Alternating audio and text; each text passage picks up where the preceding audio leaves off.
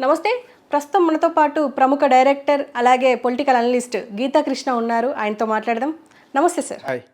Sir ఇప్పుడు అట్లనే ఇన్ని రోజులు అంటే ఇప్పుడు లాస్ట్ ఎంపీ ఎలక్షన్‌లో గానీ, శాసనసభ ఎన్నికల్లో గానీ అసలు టీడీపీ తెలంగాణలో ప్రత్యక్షంగా పోటీ చేయలేదు. హ్మ్. కానీ ఇప్పుడు నెక్స్ట్ వచ్చే ఎలక్షన్ ప్రతి ఎలక్షన్‌లో టీడీపీ ఉంటుంది అని జెప్పేసి నిన్న జరిగిన హ్మ్. మీటింగ్‌లో చంద్రబాబు నాయుడు మాట్లాడారు అని జెప్పేసి వార్తలొస్తున్నాయి. హ్మ్.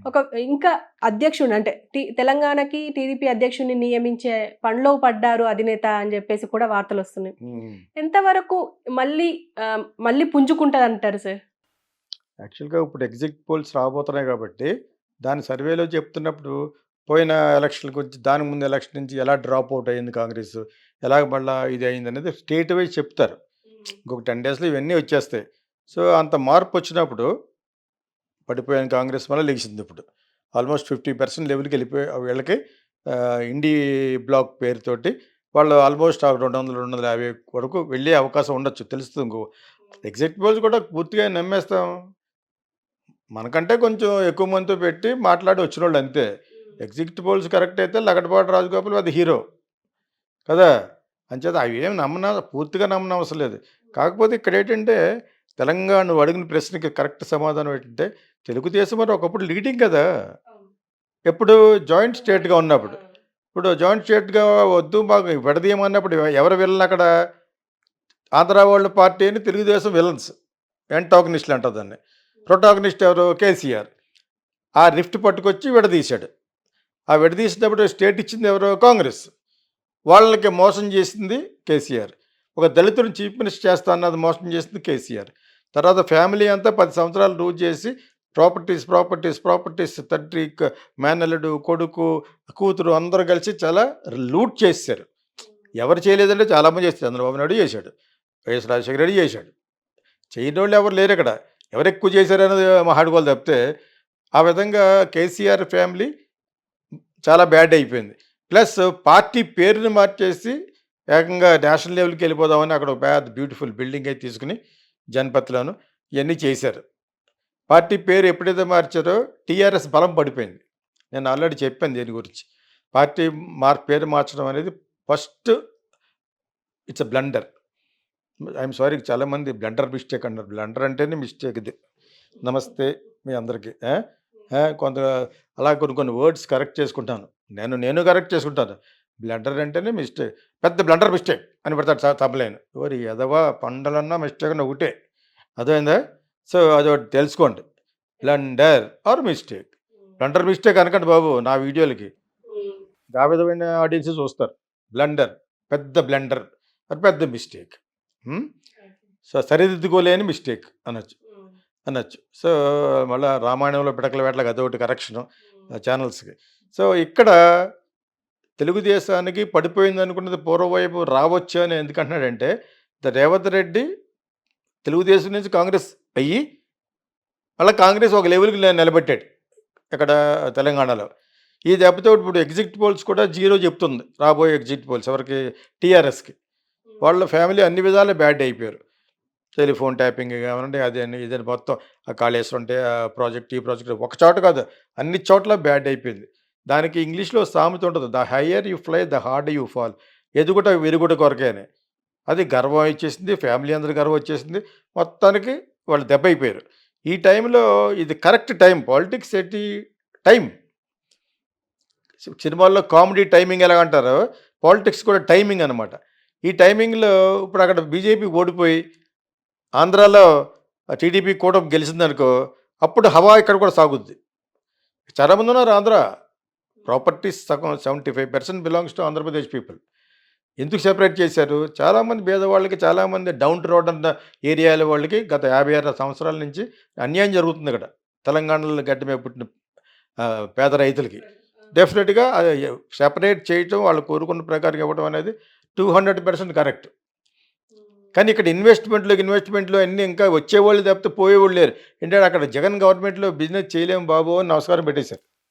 మనం అతను ఫేవరబుల్‌గా మాట్లాడినా కూడా నిజం ఇది. మేము వ్యాపారం చేయలేము అక్కడ. అని అది వదిలిపెట్టేసి ఇంకొక 20%కి వచ్చేసారు హైదరాబాద్. అలా కాకపోయినా హైదరాబాద్ అలవాటు పడిన ప్లేసు, సుభిక్షమైన ప్లేస్ ఇది.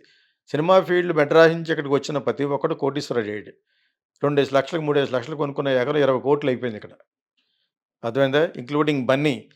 సొంతంగా సంపాదించుకున్న డబ్బులతో 4 ఎకరాలు కొనుక్కున్నాడు ముందు. ఇంత సంపాదించినప్పుడే. అది ఈ రోజున ఎకరం 20 కోట్లు అయిపోయింది. ఓకే. మేము ఒక డ్రైవర్‌ని పట్టుకొచ్చాం అక్కడి నుంచి. ఒక బెంజ్ కార్ మా కజిన్ బెంజ్ కార్ మీద పెట్టడానికి. ఆడు ఆ రోజుల్లో 3,00,000 పెట్టి ఒక ఎకరం కొనుక్కున్నాడు. ఓకే. అది 24 కోట్లు అట్టప్పుడు. ఆడికి ఇప్పుడు 5, 6 కార్లు సినిమాలో తిరుగుతూ ఉంటాయి. ఎరా కోటీశ్వరుడా అంటా ఉంటాను నేను. అర్థమైందా మీకు? సో వాడికి 5, 6 కార్లు, వ్యవహారం అన్నీ ఉన్నాయన్నమాట. మా కజిన్ కారు మీద ఆడికి అన్నీ ఉన్నా కూడా మా కజిన్ దాని మీద బెంజి ఎప్పుడన్నా తొక్కాలంటే డ్రైవ్ చేయాలంటే ఆడినే పిలుస్తారు. నాకు కూడా డ్రైవర్ కావాలంటే ఆడికే చెప్తాం. అన్నీ పట్టుకొచ్చేది మేము. మీకు అర్థమైందా ఇప్పుడు? సో ఆడి దగ్గర ఉన్న కోట్లు మా దగ్గర కూడా లేవు ఇప్పుడు. ఆడు అమ్మేడు అంటే ఇప్పుడు 10 కోట్లు వస్తుంది. సో అదేవిధంగా నాగార్జున కూడా 150, 160 ఎకరాలు కొన్నాడు అప్పుడు. ఎకరం 20 లక్షల చొప్పున కొన్నది. ఇప్పుడు ఎంత అది? 30 కోట్లు అది. హైదరాబాద్ వచ్చిన ప్రతి ఒక్కడు బాగుపడ్డాడు. దిస్ ల్యాండ్ ఆఫ్ ఆపర్చునిటీస్ కిందను, ల్యాండ్ ఆఫ్ డెవలప్మెంట్ కింద లెక్క. ప్రపంచంలో దుబాయ్ తర్వాత మంచి దీన్ని ఇప్పుడు కబలించేయాలని చూస్తుంది బీజేపీ. యూనియన్ టెరిటరీ ఇచ్చేద్దామని చెప్పేసి. అర్థమైందా? వాళ్ళు అన్ని విధాలా సౌత్ నుంచి డబ్బులు కావాలి, ఇక్కడ నిలబడిన సీఎంలు డబ్బులు పంపిస్తారు వాళ్ళకి కాంగ్రెస్ కాట్లకని. వైఎస్ రాజశేఖర రెడ్డి పంపించేవాడు, ఇతను పంపించాడు మొన్న. ఎవరు? రేవంత్ రెడ్డి. డబ్బులు ఇచ్చే స్టేట్లు ఇయ్యే. ఈ డబ్బులు ఖర్చు పెడతారు అక్కడ పార్టీకి. అర్థమైందా మీకు ఇప్పుడు? సో ఈ సుభిక్షమైన స్టేట్లు ఎక్కడ మన దక్షిణ భారతదేశంలో వాళ్ళంతా మన దగ్గర దబ్బుతూ ఉంటారు. గుజరాత్ అంతా మెయిటోను వాళ్ళందరూ వాళ్ళే డెవలప్ అవుతారు. కానీ ఈ పిఎంలు వాళ్ళందరూ అక్కడి నుంచి వచ్చారు కాబట్టి మన మిగతా సదరన్ రాష్ట్రాలకి ఏం చేయరు. ఈ టైంలో అక్కడ మోడీ గారు కానీ కుదుళ్ళు కదిలిపోయి ఓడిపోయి ఇండి బ్లాక్ ఉంది కదా, రాహుల్ గాంధీ వచ్చేస్తే ఆల్రెడీ అలవాటు పడిన ఇక్కడి నుంచి అక్కడ జంప్ చేస్తూ ఉంటాడు మనోడు. రేవంత్ రెడ్డి ద్వారా కాంగ్రెస్లో కలిసిపోతాడు మనోడు. ఎవరు? టీడీపీ. ఓకే. కలిసిన రోజు ఏమవుతాడు? ఇక్కడ స్ట్రాంగ్ అయిపోతాడు. తెలంగాణలో కాంగ్రెస్ ఉంటుంది. కాంగ్రెస్ తోటి కలిసి అక్కడ జనసేనతో కలిసి అక్కడ అవకాశవాదంగా బీజేపీతో ఎలా కలిసారో ఇక్కడైతే మళ్ళీ పార్టీ పుంజుకుంటుంది. పుంజుకొని ఒక 50 సీట్లు వచ్చి చాలదా? స్లోగా మళ్ళీ వస్తారు. అందరూ తెలంగాణ వాళ్ళు ఉంటారు అక్కడ. పార్టీ తెలుగుదేశం. మీకు అర్థమైందా? తెలంగాణ అని చెప్పేసి ఆంధ్ర వాళ్ళు పెట్టరు కదా క్యాండిడేట్లు. పెట్టుకుంటే ఎవడో ఒప్పుకోడు ఇక్కడ. తెలంగాణలో ఉన్న రాజకీయవేత్తలే ఉంటారు. వాళ్ళేం తక్కువ లేదు కదా. ఒకప్పుడు తెలుగుదేశం ఇక్కడి నుంచి పుట్టిందే కదా. అందులో ఒక మెంబర్ అతను కేసీఆర్. సెపరేట్గా ఏం పుట్టలేదు. ఒకవేళ నిజంగా స్టేట్ సెపరేట్ అయితే ఒక దళితుడిని చీఫ్ మినిస్టర్ చేస్తారన్న సంగతి కూడా విస్మరించాడు. బై ఆల్ మీన్స్ ఆ కుటుంబం పైకి లెగదు. సంపాదించుకున్నది అలాగే సంపాదించుకుంటారు, అలాగ ఉంటుంది తప్పితే అవి కాపాడుకోవడం తప్పితే ఇంకా ఆ పార్టీ ఫినిష్. టీఆర్ఎస్ని తుడిచేస్తారు పట్టుకుని. నేను తెలుగుదేశాన్ని ఎలా తుడిచేసాను అన్నాడు, అది నీకు జరుగుద్ది ఇప్పుడు. నువ్వు ఒక్కొక్కరి మీద అలా చూపించేటప్పుడు నీకు 3 ఏళ్ళు చూపిస్తూ ఉంటాయి. అది జరిగింది కేసీఆర్కి. మళ్ళా చంద్రబాబు నాయుడుకి ఇక్కడ ఉంటుంది కేసీఆర్ అంటేనే.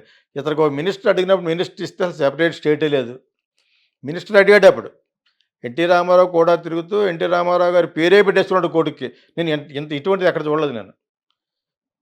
ఇంతవంటి ఫేవరిజంలో ఎవడన్నా పొలిటీషియన్ చచ్చిపోతే, ఎంజీఆర్ చచ్చిపోతే ఇంకొక 20 మంది చచ్చిపోవడం, వైఎస్ఆర్ చచ్చిపోతే ఇంకో 100 మంది ఆత్మహత్య చేసుకోవడం, ఇంత దరిద్రమైన కంట్రీ నేను ఎక్కడ చూడలేదు నేను. అభిమానానికి ఒక అర్థం ఉండక్కర్లేదు. నువ్వు ప్రాణం తీసుకుని ఏం నిరూపిస్తావు? మహాత్మా గాంధీ వెళ్ళావు, స్వామి వివేకానంద వెళ్ళావు, పొద్దున్న లేస్తే సాయంకాలం వరకు ఫ్రాడ్యులెంట్ పీపుల్ వెళ్ళంతాను. అర్థమైంది మీకు? అటువంటి వాళ్ళ కోసం నువ్వు త్యాగం చేసేసి చచ్చిపోతున్నావు అంటే ఇంక మీరే వెర్రి పుష్పాలు. ఓటర్లు వెర్రి పుష్పాలు. నేను ఇంకోసారి చెప్తున్నాను నేను. అభిమానానికి ఒక అర్థం ఉండక్కర్లేదు. సో ఇది పక్కన పెడితే ఇది రైట్ టైము. చంద్రబాబు నాయుడు వయసు అయిపోయిందంటే వయసున్న 65 ఏళ్ళ వయసు కంటే స్ట్రాంగ్ పర్సన్ అతను. 2 గంటలు కమలాసం ఒకసారి చెప్పాడు. మరి అతనికి ఎవరు చెప్పారు? 2 o'clock లేచి యోగా స్టార్ట్ చేస్తాడు. ఇంతే తింటాడు, ఇంకా తక్కువ తింటాడు. ఆయన తిరిగిన తిరుగుడికి ఆ ఏజ్లో ఎవడనేది చచ్చిపోవాలి. మొన్న తిరిగి సంచేత అది పక్కన పెట్టండి. చాలామంది ఎక్స్పెక్ట్ చేసుకున్నారు వయసు అయిపోయింది కదా, ఏం కాదు, అతను ఇంకా స్ట్రాంగ్ పర్సనే, వాళ్ళ అబ్బాయి కంటే స్ట్రాంగ్. సో మళ్ళా ఇక్కడికి వచ్చి మళ్ళీ ఎస్టాబ్లిష్ అవుతుంది టీడీపీ అని దాంట్లో అతిశయోక్తి లేదు. చాలా నిజం ఉంది. Because Revanth Reddy is none other than Telugu Desam and Chandrababu Naidu is Congress minister. Congress మినిస్టర్ని అల్లుడుగా చేసుకున్నాడు ఎన్టీ రామారావు. అర్థమైందా మీకు ఇప్పుడు? Is a Congress man. ఎవరు ఇచ్చారు సీట్ అతనికి? ఇందిరాగాంధీ ఇచ్చింది. అందరూ నన్ను జైలుకి వెళ్ళిపోతున్నప్పుడు మర్చిపోయారు. ఈయన తిరుపతిలో ఉండి ఇందిరాగాంధీ కోసం ఫర్గా స్ట్రైక్ చేశాడు. ఈ ఫోటోలు అక్కడికి వెళ్ళినాయి అక్కడికి. ఈవింటి అందరూ వదిలేశారు ఇందిరాగాంధీని. అది రెడ్ లైన్లో నోట్ చేసుకుంది అప్పుడు. This is the history. Okay, who is this fellow అని. సో ఇమీడియట్గా నెక్స్ట్ మళ్ళీ ఎలక్షన్కి సీట్ ఇచ్చి గెలిచిన వెంటనే మినిస్టర్ ఇచ్చారు. సో అటువంటి వాడు ఆ టైంలో మనోడు పార్టీ పెడుతున్నాడు. మనోడు అంటే ఎవరు? ఎన్టీ రామారావు గారు. అప్పుడు ఇతను అల్లుడు చేసుకున్నాడు. అర్థమైంది మీకు? సో అసలు వీళ్ళ రూట్స్ అంతా కాంగ్రెసే. ఎవరు కాంగ్రెస్ కాదు, ఇట్స్ నేషనల్ పార్టీ. అంచేత వీళ్ళ మళ్ళీ కాంగ్రెస్ తోటి అలయన్స్ పెట్టుకుని దాన్ని మొత్తం తుడిచిపెట్టేస్తారు. ఈ ఎలక్షన్ తోటి అవుట్. ఈ ఎలక్షన్ తోటి TRS which is called again now BRS, it's going to be washed out. దానికి powerful Revanth Reddy with the help of మళ్ళా madam Sonia Gandhi and Rahul Gandhi. So వాళ్ళందరితోటి కలిసి ఇక్కడ వస్తాడు, మళ్ళీ సాధించవచ్చు. బికాజ్ ఇక్కడి నుంచి వెళ్ళిందే కదా, ఇక్కడి నుంచి వెళ్ళిందే పార్టీ. కానీ ఆ మూమెంట్ వచ్చేసింది లాస్ట్లో. ఎందుకంటే కేసీఆర్కి ఆ మూమెంట్ వచ్చేసింది. హాస్పిటల్లో ఉండటం, ఆస్కార్ అవార్డు నటించాడు కదా, గడ్డం పెరిగిపోవడం చేయడం, ఇవన్నీ బాగా తెలుసు అతనికి. సినిమా ఫీల్డ్ వాళ్ళతో ఎన్టీ రామారావుతో పెరుగుంటాం ఆ మాత్రం తెలీదా?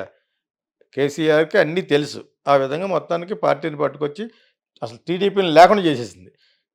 ఇప్పుడు జగన్ కాంగ్రెస్ని లేకుండా ఎలా చేసాడో ఎవరో మన ఆంధ్రాలో, ఇక్కడ అలా చేశాడు. KCR has made Telugu Desam to get out of place. ఓటుకు నోటు కేసు వీళ్ళిద్దరే. ఓటు నోట్లు ఎవరో రేవంత్ రెడ్డి అని అతనే. అర్థమైనప్పుడు ఇప్పుడు ఆ కక్ష ప్లస్ ఈ అవకాశాన్ని తీసుకుని తెలుగుదేశం వీళ్ళు ఎస్టాబ్లిష్ రీఎస్టాబ్లిష్. మీకు అర్థమైందా? అదో డేంజర్ ఉంది ఇప్పుడు. అలా అలా జరిగింది కదా, జరిగిన విషయాలు కూడా ఉన్నాయి కదా. ఉద్ధవ్ ఠాక్రే దానికి ఆ గవర్నమెంట్ ఎలా చేశారు. సో బీజేపీకి అప్పుడు బాగా తక్కువ రావాలి. కాంగ్రెస్ ఇండి బ్లాక్లో ఉన్న వాళ్ళకి తెలుగుదేశం ఒకటి కలిస్తే మేము ఫామ్ చేస్తామని టైం వస్తే మటుకు అక్కడికి వెళ్ళిపోతాడు. అదేవిధంగా వైస్ వెర్సా బీజేపీకి నేను వేస్తే నాకు వచ్చిన 10 ఎంపీ సీట్లు వేసేస్తే వీళ్ళు పనికొస్తారు అనుకుంటే జగన్ కూడా అలాగే వెళ్ళిపోతాడు. Politics is nothing but an cats on the walls. గోడ మీద పిల్లులు. ఎవరికి ఎక్కువ సీట్లు వచ్చి అక్కడ మినిస్ట్రీ ఇస్తారంటే వెళ్తారు. ఈసారి ఎవరు ఊరుకోరు. సౌత్కి జస్ట్ లేదట అలా ఉంటానంటే ఊరుకోరు. సౌత్లో ఎవరు సీఎం అయినా అక్కడ ఎవరైనా కూడా స్పెషల్ స్టేటస్ ఇవ్వాలి, పోలవరానికి డబ్బులు ఇవ్వాలి, ఇన్ని అడుగుతారు. ఇప్పుడు బాగా అనుభవం వచ్చేస్తుంది. సెంటర్ అంతా కూడా సదరన్ స్టేట్ మీద ఆధారపడినట్టు తెలిసిపోయింది. ఇక్కడి నుంచి ఊరుకోరు. చంద్రబాబు నాయుడు వచ్చినా బాగా చేయొచ్చు, జగన్ వచ్చినా బాగా చేయొచ్చు. ఈ ఎగ్జిట్ పోల్స్ జగన్కి అగెనెస్ట్గా వచ్చేసినాయి అనుకో, రియల్ రిజల్ట్స్ 4-5 రోజులు తెలిసిపోతుంది. ఇక్కడ మట్టుకు మళ్ళా తెలుగుదేశం పుంజుకుంటుందని అనటంలో, వాళ్ళు మీటింగ్ పెట్టడంలో ఆ స్ట్రాటజీ కరెక్టే నా ఉద్దేశ ప్రకారంగా. ఇతని మీద కక్షాలు కొట్టుకోవడం అవుద్ది. Because Revanth Reddy and none other than Revanth Reddy and Telugu Desam Chandrababu Naidu గారు ఈ సేమ్, ఇంక్లూడింగ్ కేసీఆర్ కూడా తెలుగుదేశం మనిషే కదా.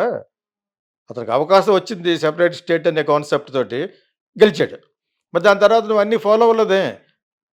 నువ్వు ఒకసారి నమ్మారు, రెండోసారి నమ్మలేదు. No Andhra people will be there. Only తెలంగాణలో పుట్టిన వాళ్ళే ఉంటారు అందులో. వాళ్ళు ఎందుకు ఉంటారు? అర్థమైందా మీకు? Let us wish for that. అంతే sir. Okay sir, thank you.